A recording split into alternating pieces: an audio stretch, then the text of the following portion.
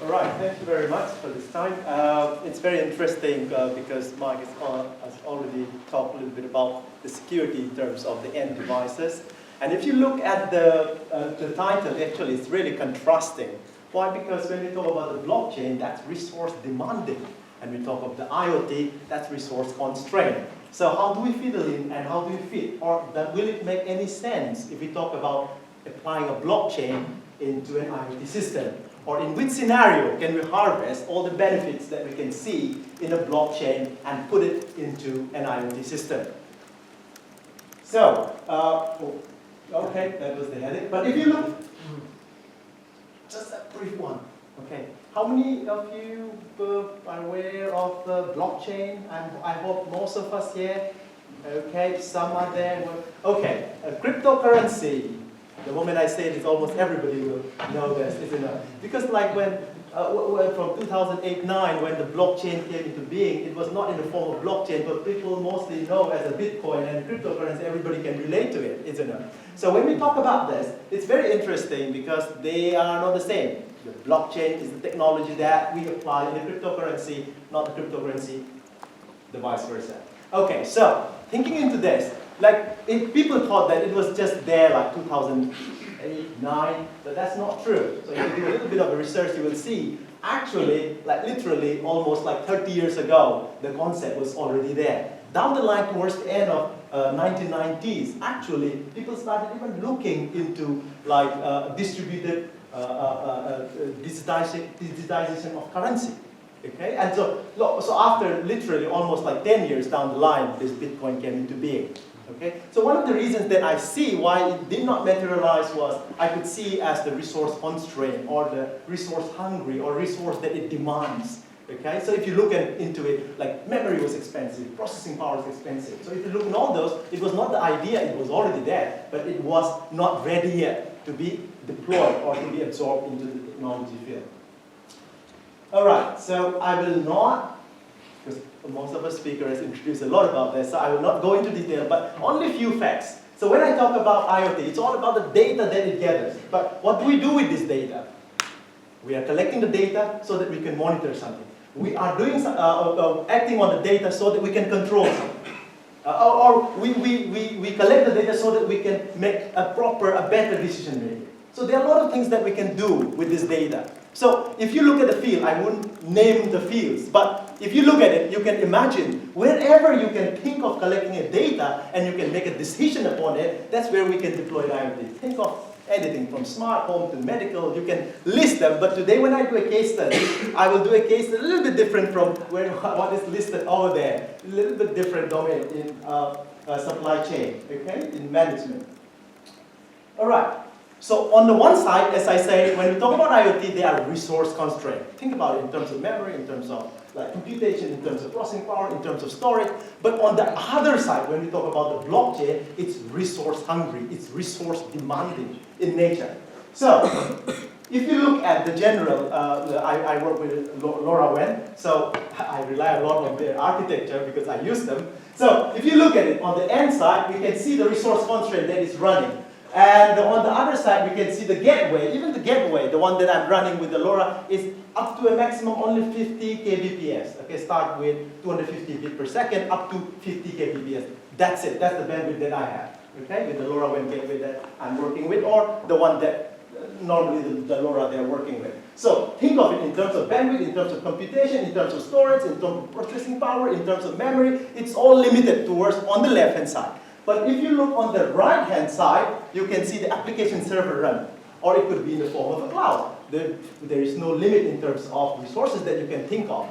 The bandwidth is high. The processing power is high. The storage is high. Memory is high. So there's a lot of scope if we think of applying or embedding blockchain technology towards the right-hand side. And I don't see a future of embedding on the left-hand side. I did try once putting into the gateways, and when I submitted the paper, they say, it would be nice if you can resubmit by applying that same blockchain technology on the server side rather than doing a gateway. It makes a lot of sense, okay, because of the resource constraint situation. So I would really believe that when we want to apply a blockchain technology, I would see it applying towards the application server side rather than actually applying towards the left-hand side where it is really resource constrained. Okay, so then, what is a blockchain? We talk about blockchain, but what is a blockchain? People tend to use the word distributed ledger, and I also used to use a lot, but I stopped using it very, very recently. Because when I think of the word ledger, people see it more of, a transaction in terms of money, financial, currency. So I started using the word, I don't know how many of you will go along with me or believe on what I'm saying. So decentralized peer-to-peer consensus basically data recording system. That's how I'm defining at the moment. Okay? Because it could be any data. It's nothing to do with money, isn't it? The one that I'm dealing with, it could be with the sensor data. So I'm just looking at just a data recording system. But it should be peer-to-peer, it should be secure, but not only that, it should be consensus. When he does anything in the blockchain, if you think of it, if I want to store it, it should be based on a consensus. That's interesting. It's not about just securing. It's not about data integrity. It's not about just making sure that the data has not been manipulated. But it's about taking a decision when any action is taken, whether it is allowed to update, or to reject, or to delete, or to add, has to be based on a consensus algorithm. So it should be based not only on my decision, but think of it, in an actual, if you look at, let's say, LoRaWAN, there's a gateway, they have their own server, and they can decide. Okay, the rest of us have no control over it. They decide. But in a blockchain, that will not be the case. It will be the system that is within that blockchain will take the decision consensuously. So, if you look at a blockchain, you can see in 4 different types. If you look at the public, that is what you will see as a Bitcoin or Ethereum, and so on. So if you look at the private, that's the one that I tend to do with my research, like say within a given environment, I build it, nobody can join it. And if you look at a permission, if somebody says that I want to be a part of it and granted an access authorization and authentication and say you can be a part of it, or consortium, that is what the business people would look at, because that's realistic. Because when you are working in a real-world environment, you are not going to be alone. There will be someone else. And if you want to run together, then it has to come together. Okay, so I see a blockchain feeding into an IoT in a consortium sort of way, rather than the permission or private or public. Even permission, that has a scope. But the private and public, because at the moment you say public, anybody can join. That is not what the company or the organization would like. Private, no one else except me, or except you, nobody else. So that's not very nice. Okay, so I'll do a small case study here. Okay, so this is very interesting. Suppose, like, how do I then apply a blockchain in this kind of scenario? So if you look at the supply chain management, so like, think of it on the left-hand side, there is a farming going on, and towards the right-hand side, there is a customer. So there is a whole process that is going on. Suppose a food has to be delivered, let's say it's harvested somewhere in one country, and that has to be processed. It has to be sent to factory, warehouse, wholesale, retail, but it looks like very straightforward. But no, in between them, think of it, from farming to processing, from processing to factory, from factory to warehouse. And think of it in a bigger sense, from one city to another city, from one country to another country. Then it becomes bigger and bigger, right? But think of it, somebody has farmed, and then somebody is consuming. And in man and middle can play the price. Okay? They can just play around with the price. Sometimes do you ever wonder why coffee costs more than the petrol? That's very unfair. If you really think of it, okay? So back at home, we have a coffee farm. And then we used to think that we could afford the coffee that is in the market, that's why we are having a farm. But actually, that was the real value that when I grew up, I realized. So think of it, towards the people who are farming. And then do they really get the fair price for what they are doing? We have no idea. Okay? The man in the middle, the factory, the warehouse, everybody can play monopoly. Right? But if you think of a blockchain system where anything that is happening has to be recorded, has to be securely stored under an agreement among whoever is involved within this chain, then what will happen?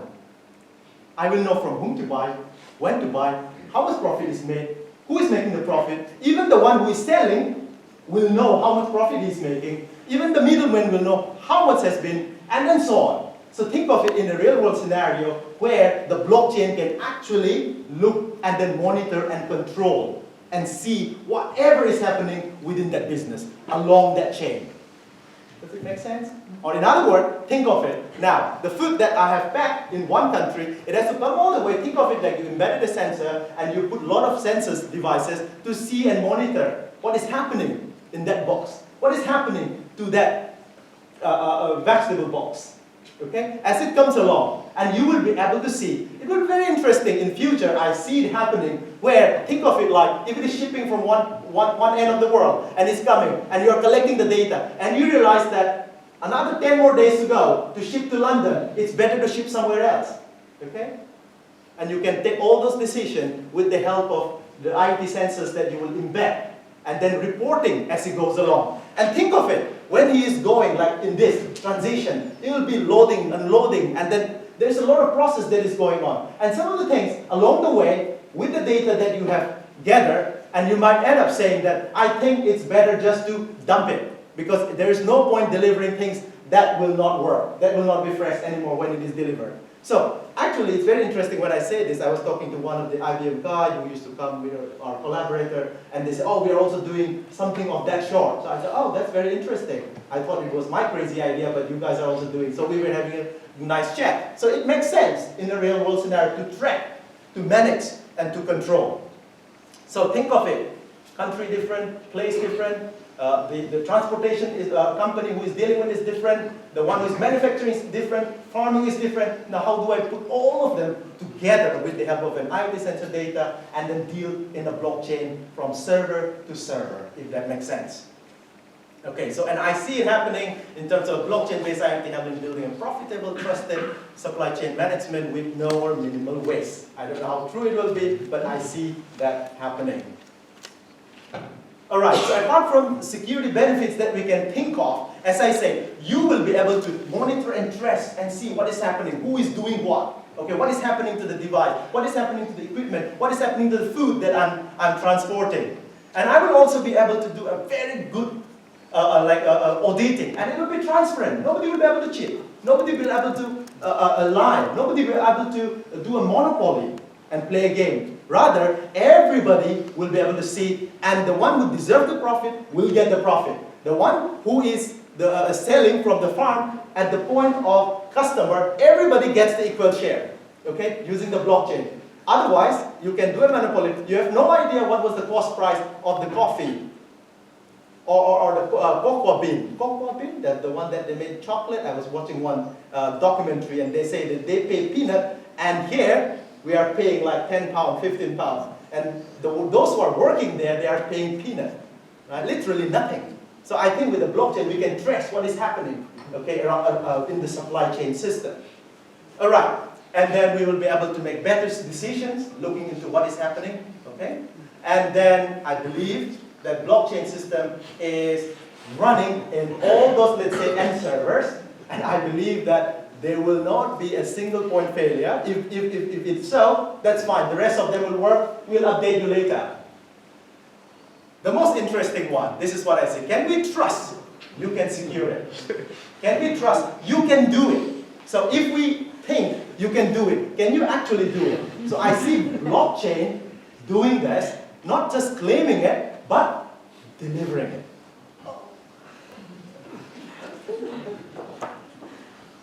I will not lay, I will just list them, but later on we can discuss, 1 minute, so later on we can discuss when we get time. So there are some interesting challenges that you can think of in technology. Alright, so that's it from my time. Thank you for your attention.